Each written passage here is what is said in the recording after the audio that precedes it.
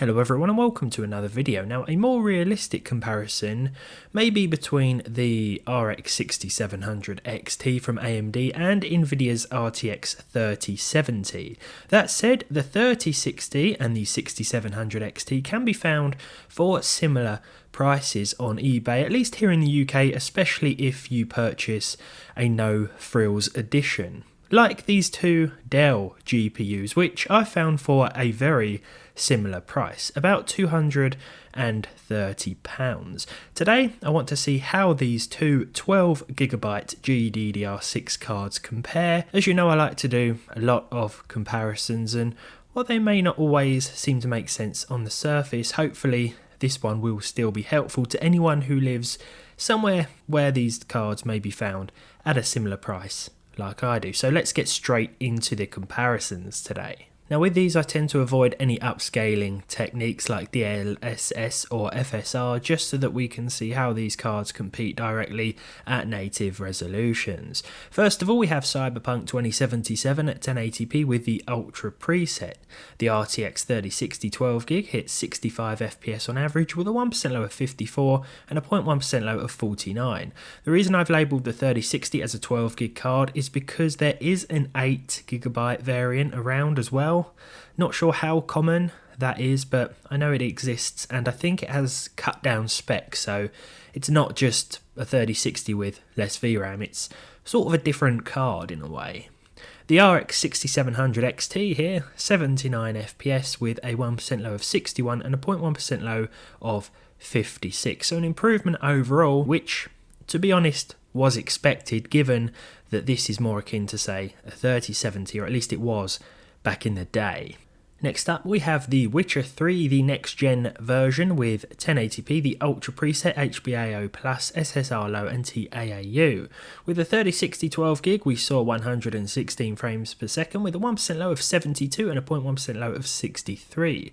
The RX 6700 XT came in with 151 frames per second, a 1% low of 105 and a 0.1% low of 60, which was actually less than the 3060's 0.1% low, but this just goes to show you that with both cards there were a couple of dips and drops here and there.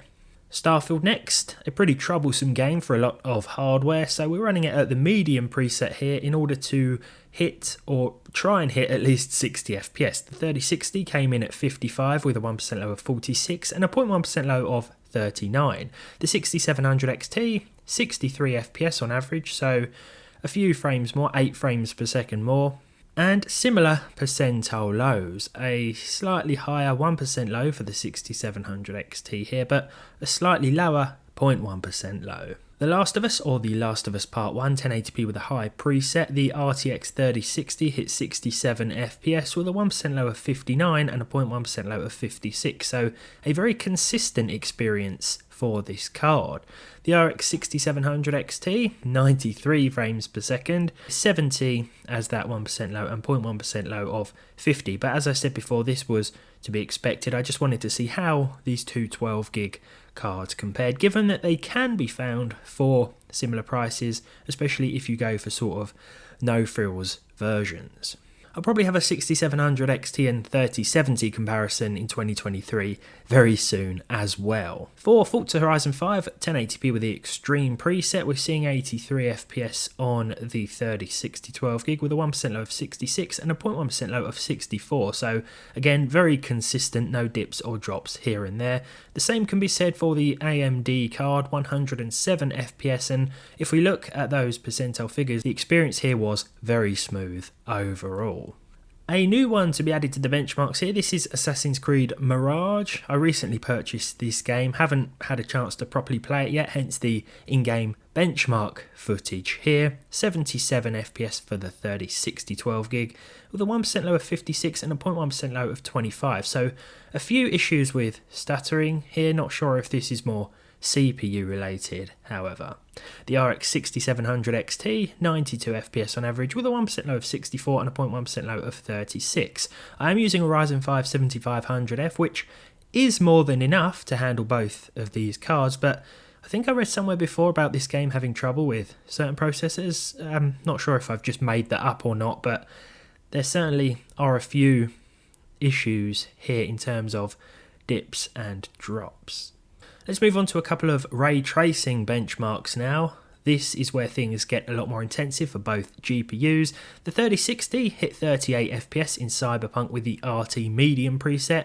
A 1% low of 29 and a 0.1% low of 27 meant that the game wasn't exactly what I would call consistent or sometimes playable in certain areas. The same can be said really for the 6700 XT with 37 FPS, so slightly lower, and slightly reduced percentile lows as well, to be honest. I wouldn't recommend using RT in this game with either of these cards unless you're willing to implement some sort of upscaling solution like FSR, for example, or DLSS. Finally then we have The Witcher 3, this time with the RT preset, TAAU enabled once again. The 3060 hit 44 and with a 1% low of 38 and a 0.1% low of 17, this meant that there were a few stutters here and there, but the 6700 XT did better here by about 8 frames per second on average with 52 and improved percentile lows. But there we go, as I said at the start, a more realistic comparison may be between the 3070 and the 6700 XT, but